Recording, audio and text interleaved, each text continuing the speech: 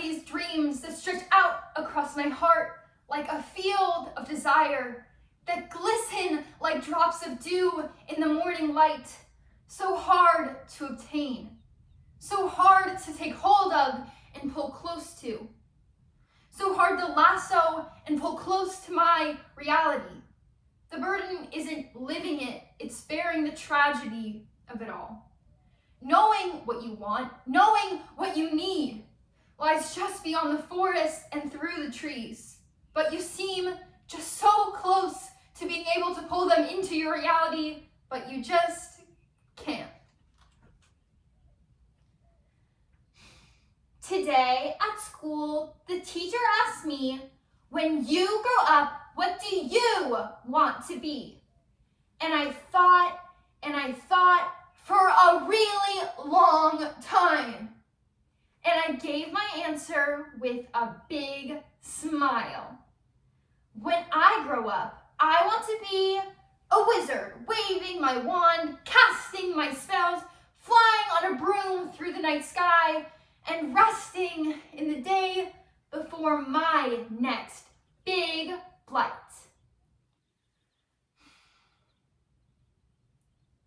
The dogs of reason nip at my heels.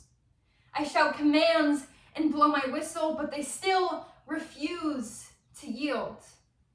Like a ferocious pack of hungry wolves, they won't be satisfied until they've killed and their bellies are full, sucking the life from my veins and draining everything but stark reality. I may never dream again.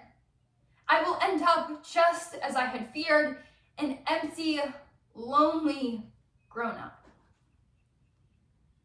Through the pain and the sadness, behind closed doors and broken cabinets, I sit and I cry. As a child in my head, wondering, why am I still here? This is not like what people said.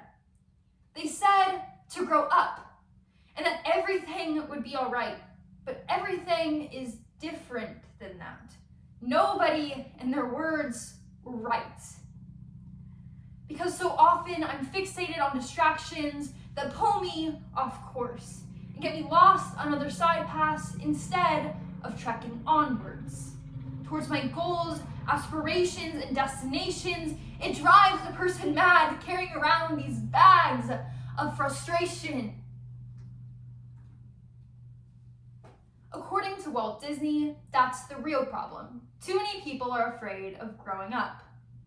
Aging in itself is a both universal and unavoidable experience. Therefore, it is possible that so much of the negative social stigma surrounding aging is due to the lies we are told during our childhood and the desire to go back to what we think of as a better time.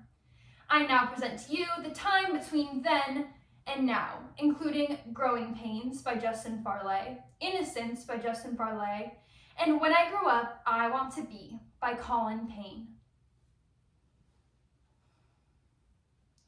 When I grow up, I want to be an adventurer, searching for artifacts from lost cities, searching the Amazon for unknown species, and then ride in a camel in the Sahara for miles.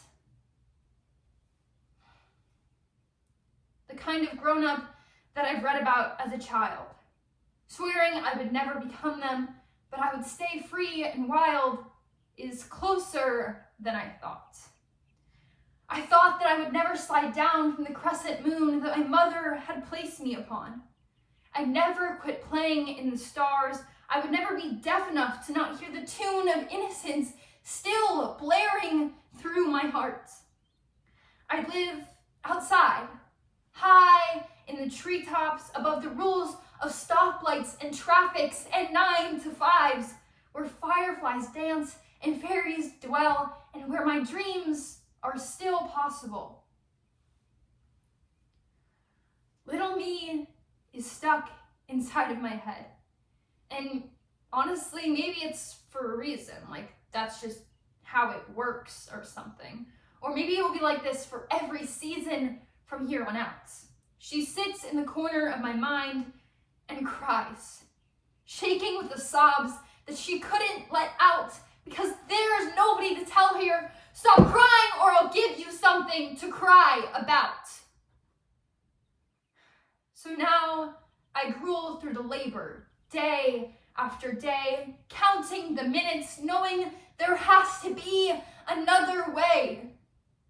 But the way is left without footprints, often prepared, but I will never venture, and what's left of hope slowly fades away. But when I grow up, I want to be an astronaut, zooming through the stars like the speed of light. On the moon, I'll play rugby and soccer, and then fly back to Earth on my bright, big, red rocket ship.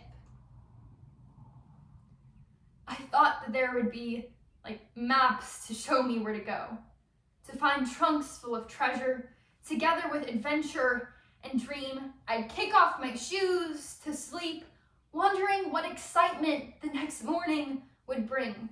But today, I only hear the metonymy sting of life, of love, of living without that little inner voice so inclined to shout.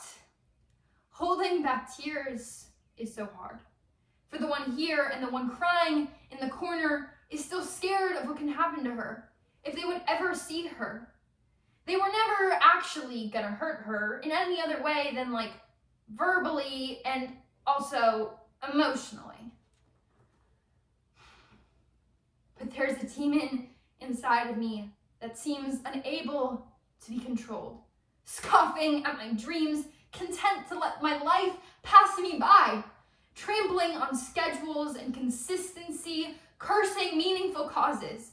The claws strike out at my fingers each time, so I reach out to grasp my true potential, but I now know the paved road to success doesn't exist.